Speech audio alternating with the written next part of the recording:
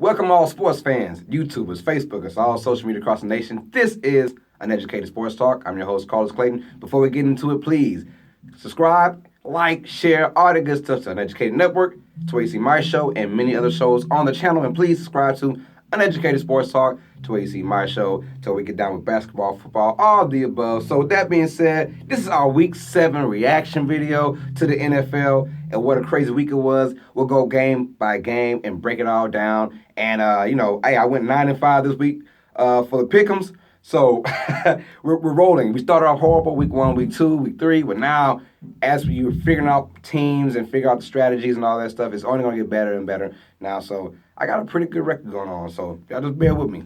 Let's start off with the Thursday night game. Denver at Arizona. And we all figured that Denver's defense, who finally showed up after giving up back-to-back just horrible defensive rushing efforts, finally contained someone, and the right team to contain is the Arizona Cardinals right now because they're in fluctuation with themselves, don't know what they're doing. Anyways, a beatdown came from the Broncos, which I didn't see a beatdown coming, but I saw a game where Denver could control it, and they went 45-10. That's a major beatdown.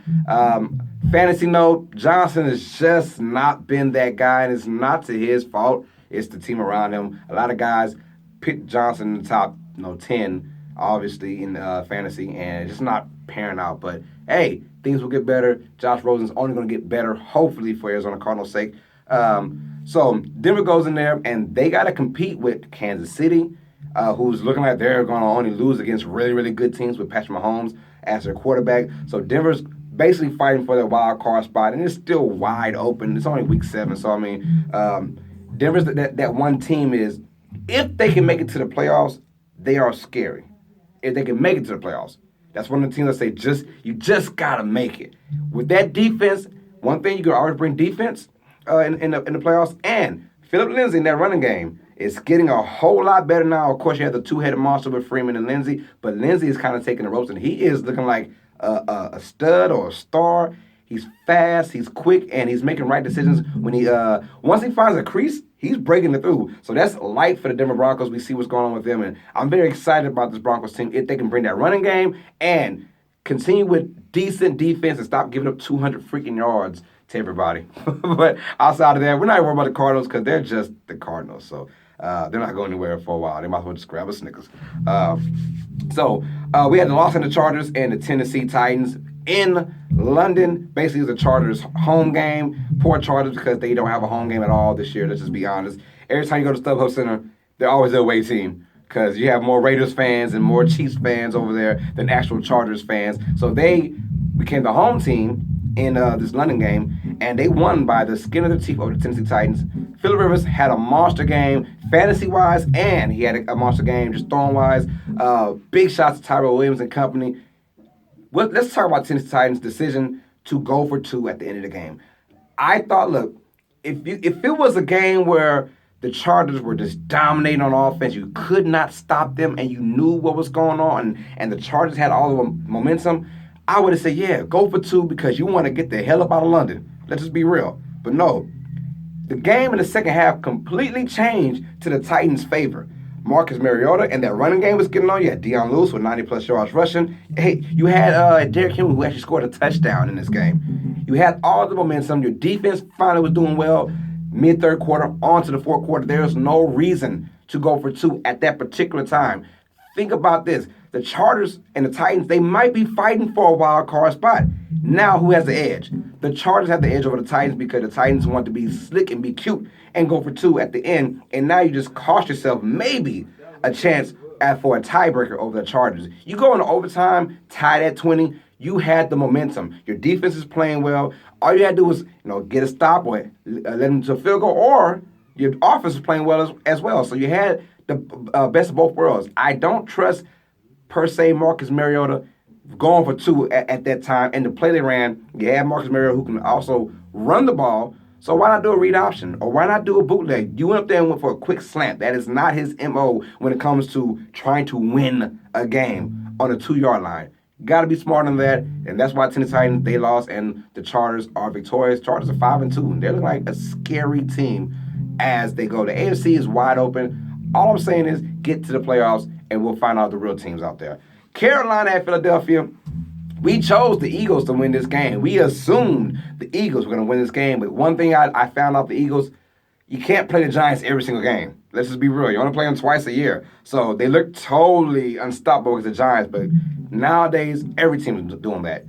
The Philadelphia Eagles went out there and were up 17-0 in the fourth quarter and had the audacity to stop playing football. And that is not a team that you just saw demolish the Giants. This is like a team that's on the Super Bowl hangover effect, if you know what I mean. And you saw with Eric Reid against Malcolm Jenkins to start the game off. Before the game started, they were jawing at each other. And Eric Reid basically said, hey, Malcolm Jenkins sold us out. They got their money and all that. But you saw the intensity in his eyes. If you haven't seen it, take a look at the intensity in his eyes. It was crazy. And that right there set the tone for the Carolina Panthers to the never die attitude. We aren't scared of the defending Super Bowl champions. And that's 2 games now. The Eagles have had a chance at home to win. Lose to the Titans, and now you lose to the Panthers, and now you're in jeopardy of missing the playoffs because guess what? The only reason why they have a chance, the NFC East is what it is. That's the only reason why. But outside of that, you have to win the division because you have the NFC who has the Saints, and you have the Rams, and then you have the Panthers are looking good now with that win. So more credit goes to the Panthers, I guess, because you gotta, you can't win a game down 17-0 just for the hell of it. I mean, the Eagles tried to win this game on multiple times, and the Panthers defense came up and showed alive. And guess what? That Panthers offense finally came alive. Now it took 3.5 quarters to finally get there, but 3 straight possessions, 3 touchdowns. That is what I call great game planning toward the end. And I would say a choke job by the Eagles, but you got to give credit what credit is due. Cam made some really big plays in the red zone, and the Eagles did not know what they were doing toward the end. So a loss to the Eagles and a win for the Panthers, and this also can come back and haunt the Eagles when it comes down to a tiebreaker, maybe if they're trying to go to a wild card area. But it's looking like that the winner of the NFC East is going to the playoffs and nobody else. So they got to win the NFC East. So I guess it's not that bad if you're an Eagles fan because, hey, you're only like a game and a half away from the Redskins. Minnesota at the New York Football Jets. We chose Minnesota to win this game, and they did exactly that. 37-17. We thought it'd be a close game. We predicted 23-17. But the Jets at home, I figured that they'll play better defense than what they did. And through the most part, they played decent defense, but a couple big runs. 37-17 isn't what the game really was. It was more closer than that, but a couple scores at the end of the fourth quarter to make it a bigger route than what it showed. But one thing I found out, Thielen is just a beast. That is now 7 straight games over 100 yards. If you have him in your fantasy, you are doing a hell of a job. He was surprised. He's probably second round, third round in most fantasies. And if you got him, you got a straight-up steal right now. So he is balling out. And Murray, with Cooks being hurt, Murray had 2 touchdowns, 64 yards rushing. And he's looking like the guy, because Dalvin Cook has just been announced he's out for the next 2 weeks against the Saints and the Lions. So they will have to go at least 3 more weeks without seeing Dalvin Cook because there is a bye week in between that. So we'll see what goes on with them. But the Minnesota Vikings are going to face New Orleans Saints Sunday Night Football this week. Tough task. Very fun, entertaining game. I cannot wait. We'll talk about that in our next episode when we have our pick'ems for Week 8. But the Jets, their defense usually is, they have a young defense, and I do love their defense. Don't get it wrong. And it's not their fault. It's the offense that's been killing them. Sam Darnold is just a turnover machine, and it started in college, and it's going to continue in the NFL until he does something differently.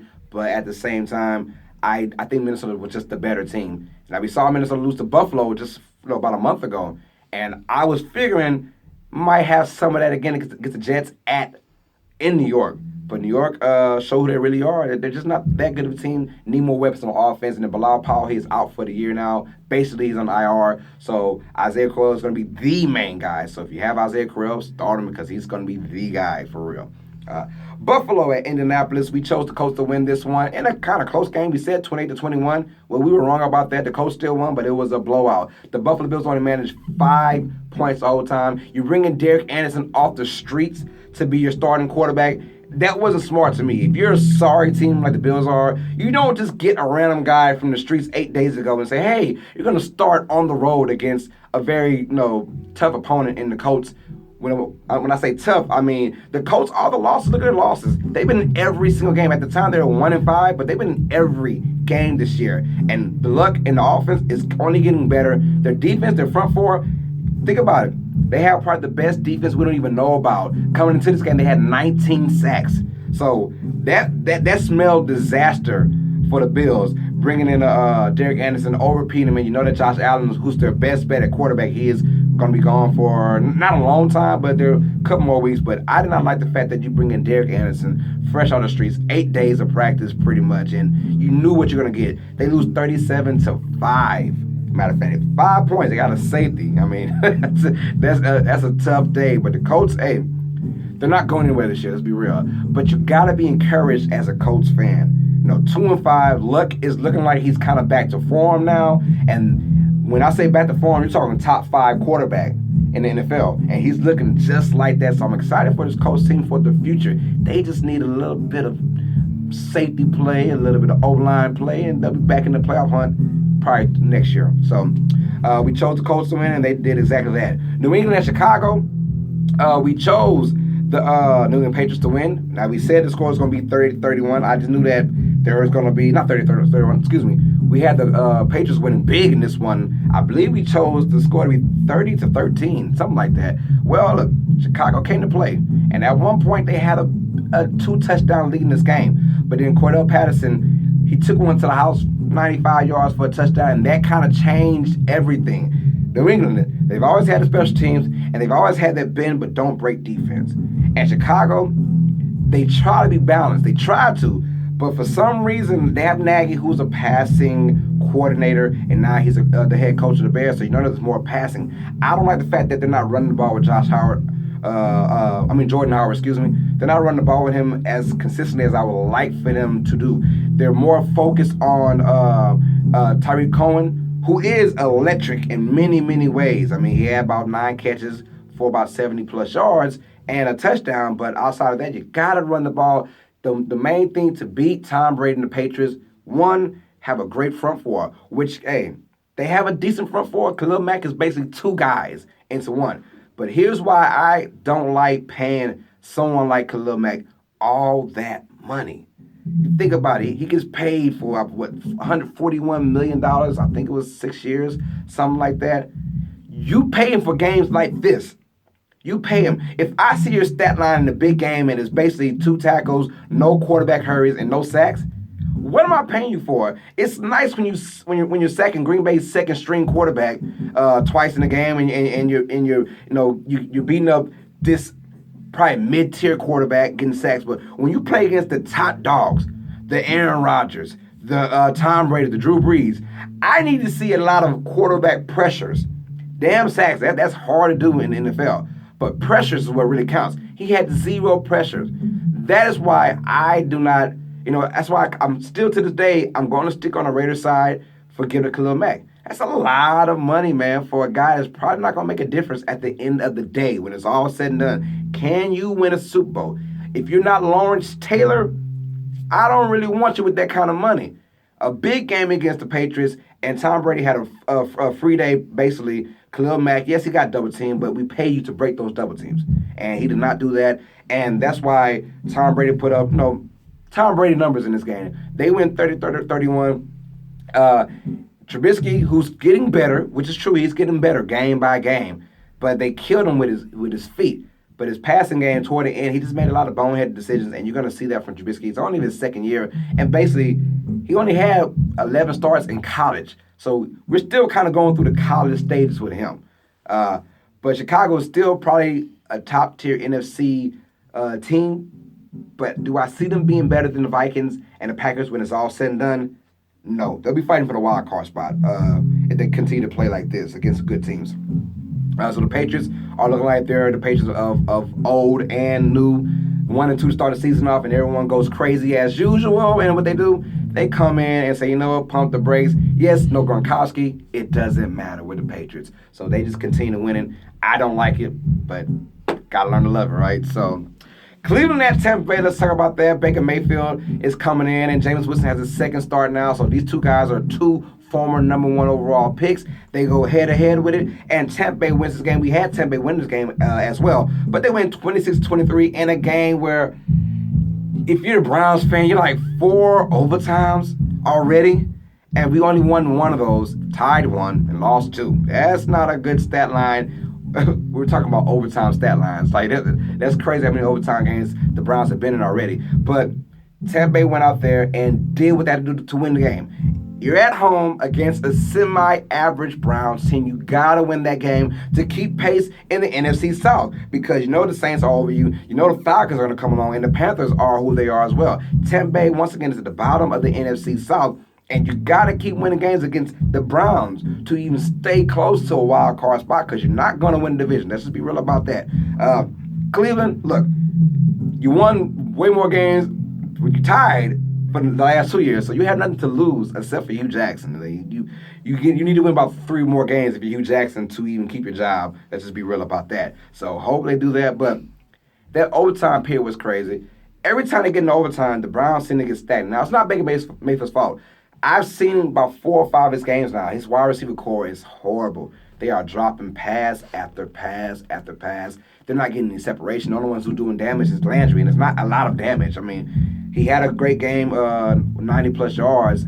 Outside of that, though, he's been an average receiver the whole entire year. But the receiving core, Callaway and company, they're not doing what they're supposed to do to get wins. And it's not Baker's fault. I mean, you got to get open in the NFL, and you only have this kind of window, to make things happen. You get into overtime and they get stagnant once again. Now, big news, Carlos Hyde did go to Jacksonville. Nick Chubb is now the starting running back. So, hey, guys, on fantasy, if you haven't already picked him up, pick him up.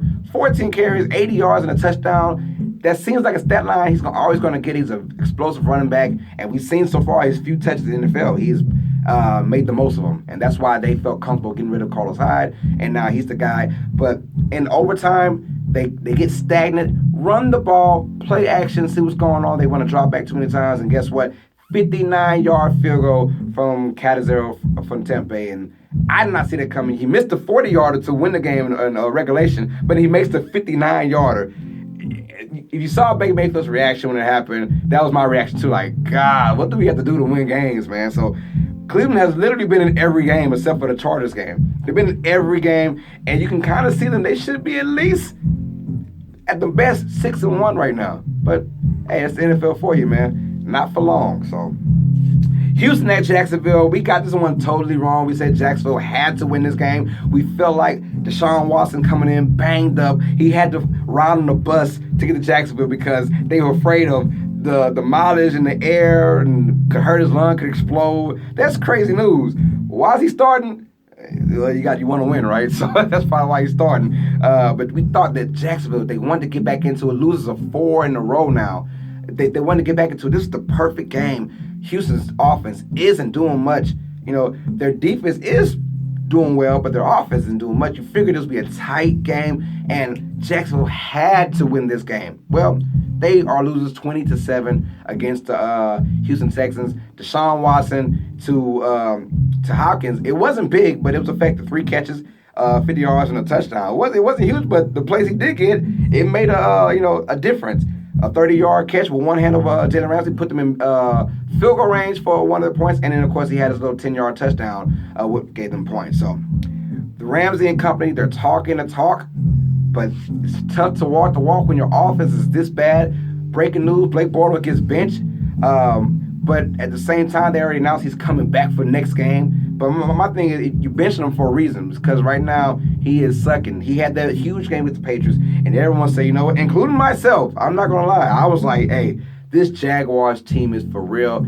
Ever since we crowned them basically champions of the AFC, they have just went down bad. I mean, if you think about it, the last 4 games, they put up 6 to Tennessee. They put up 7 to Houston, 7 to Dallas, and 7 to Kansas City. That is basically 28 points in 4 games. That is not going to cut it in the NFL. I don't care how good your defense is. And I'm not blaming the defense because I feel bad for them. It's tough when your defense is trying to ball and your offense isn't doing anything. That automatically, that there's friction in the locker room from Jalen Ramsey's comments after the game, you know there's friction. He's like, well, you know whose fault it is. It ain't our fault. That's basically what he said. He didn't want to say it like that, but we all know Blake Bortles got out there. They had something going on with Cody Kessler. They had a chance. So I was surprised when they announced Blake Bortles back at the starting quarterback. I figured, hey, go with Kessler, who's more of the passing guy. Bortles likes to tuck it and run, and he got in trouble a lot of times in this particular game, fumbles. And that's not going to cut it in the NFL. So we'll see about it, but Jacksonville's got a lot of work to do, and it doesn't get any easier. I mean, you go to London to play the Eagles, who lost already, so they're pissed off. I don't see Jacksonville win that one either, so they might be 3-5 halfway into the season, and it is over with at 3-5. You're done. Lions and the Dolphins, and we got this one wrong as well. Miami, who was 3-0 coming into the league at home, playing great defense and decent offense at home, and guess what? The Detroit Lions, we haven't said it since Barry Sanders. They got a running back. Kerryon Johnson is the guy, and we saw it, I think, week 3 when they started showcasing Kerryon Johnson's skill set, giving him more touches, and he has made the most every single time. He is a hard running back, and we saw it in the Auburn day. And I was telling the guy last year, it was probably about week 10 of the college football season. I was like, hey, Kerryon Johnson. I said, I don't like him as a college running back because he seems like the physical type. I said, he'll be perfect for the NFL.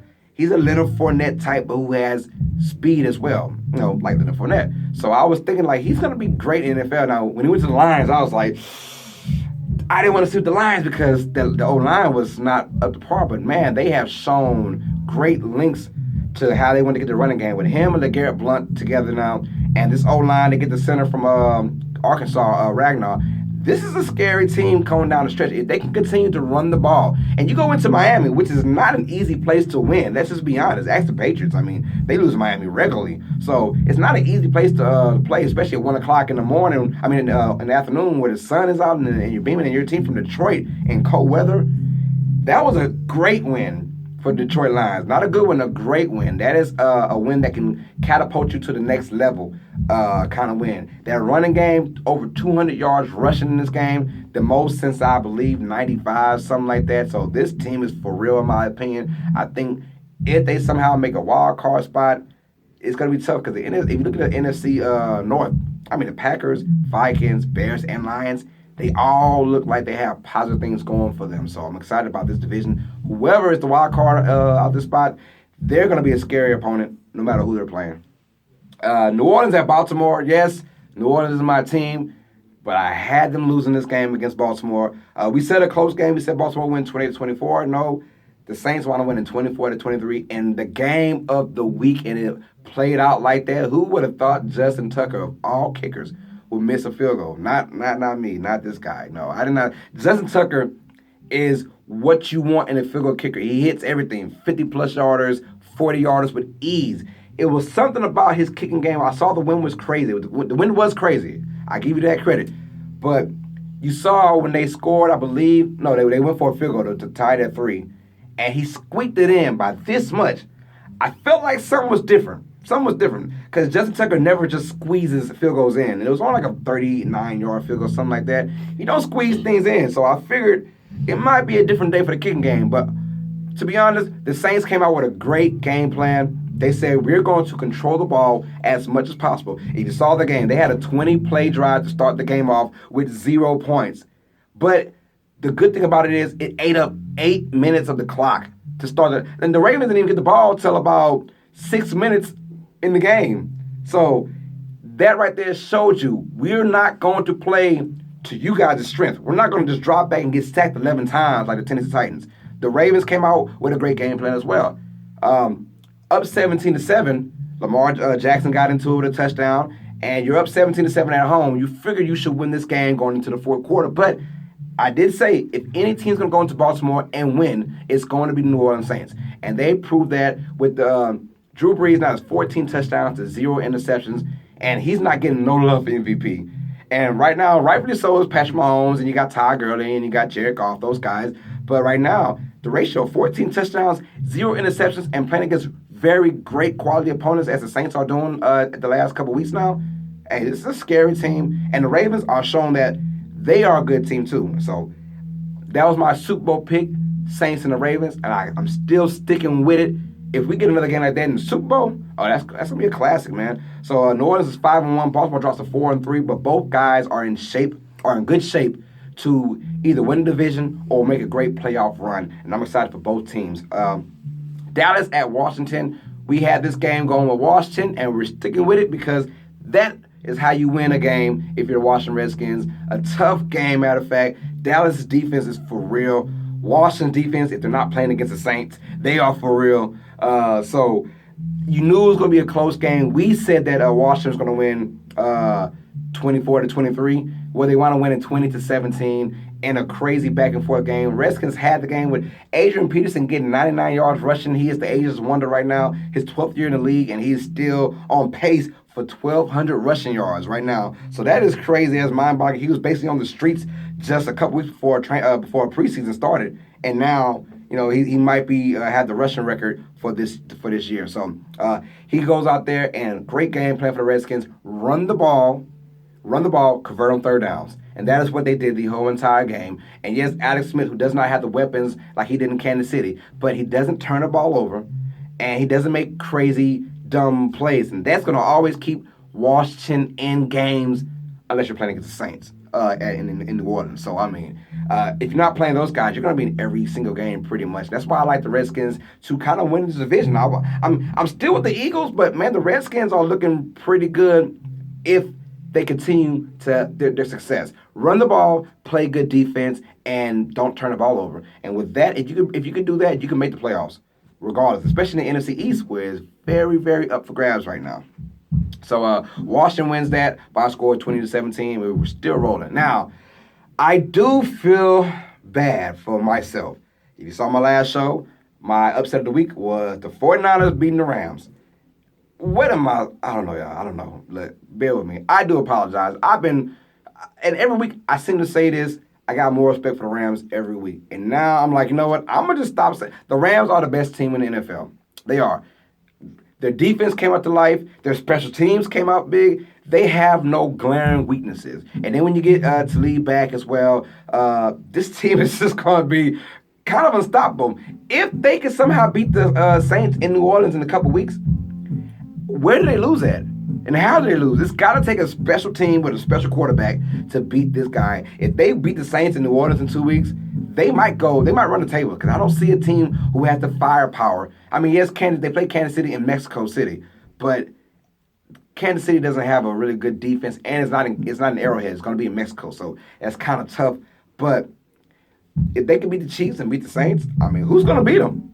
I don't think no one's going to beat them anytime soon. So it's going to take a Herculean effort from a quarterback and from a defense to beat this Rams team. They just went out there and demolished the 49ers 39-10 and made it look easy. That's the scary part. Aaron Donald, 4 sacks. He is worth all that money gave him now. I'd rather a destructive defensive tackle than a quote-unquote destructive defensive end. I will pay a D tackle that kind of money that Khalil Mack got because they put constant pressure up the middle every single time. Now, I want my defensive tackle to create pressure up the middle to force quarterbacks to go outside. If you get up the middle, it forces the quarterback to go outside and make probably a dumb play or irresponsible play. And, the Rams have no weaknesses.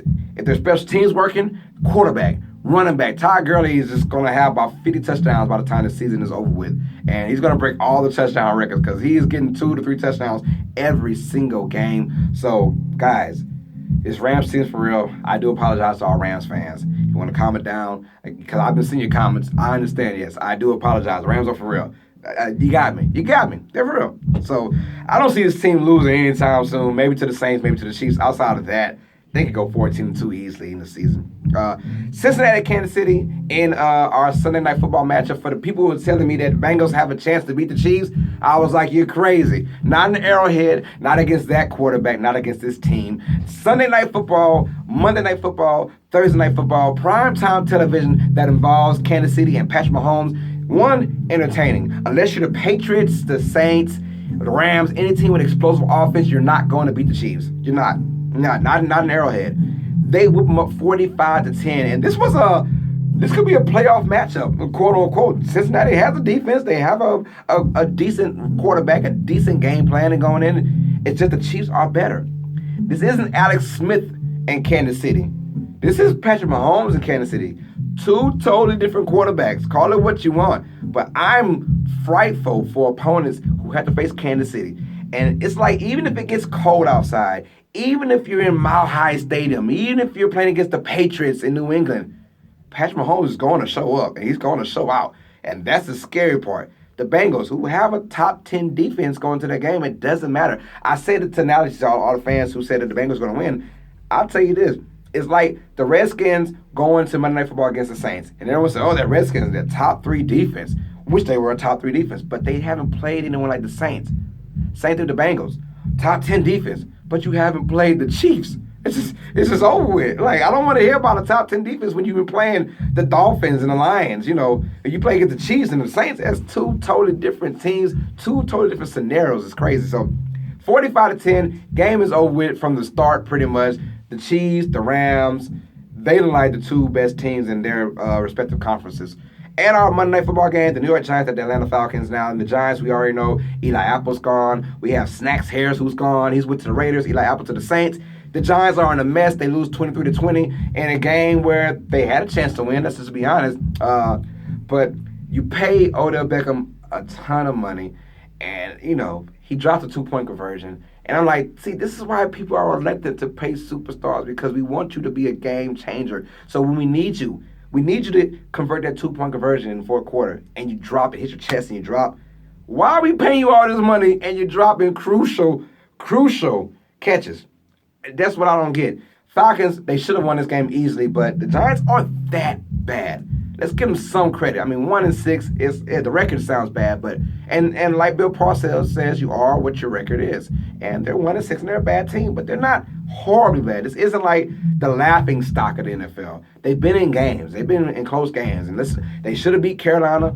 They could have beat Atlanta, and they just haven't. Eli Manning is not the answer. He is done after this year. It's a guaranteed. I promise you guys. Next year, they will get a quarterback. It might be the kid from Oregon. It might be somebody else. Who knows? But I'm glad they went with Saquon Barkley. I'm glad they did that. I told you, my fans already. Yeah. Yes, I know the Giants fans. I got your comments. But let's just be real. Eli Manning is not the answer. And until they get rid of Eli Manning, because all this talk about Eli going to Jacksonville Jaguars don't want that man either. Let's just be real. No one wants Eli Manning anymore. And I figured you get a decent Eli with a decent defense and a great running back, they're going to do good things. It's all going to Eli. He's just not good anymore. But Atlanta wins 23-20 in a must-win game for them. They came in 2-4, they're now 3-4. And if they would have lost this game, their season is done, because you're not catching the Saints and you're not catching the Panthers. So a big win for Atlanta. And Julio Jones has got to be the best wide receiver who just doesn't get touchdowns. Like, it's amazing how he gets so many catches, so many yards, and 0 touchdowns. That man has had a touchdown, it feels like in 20 games. Like, I'm for real. So, fantasy owners, I mean, the 100 yards is fine, but we want touchdowns too, right? Atlanta wins a big game, 23-20, and that's how it is for New York. New York is going to explode. They're giving up everybody now. They're going to change their system, and they need to. Well, I mean, it is rebuild mode time, and it starts with the quarterback. If I'm them, I continue playing Eli, because I want to lose now.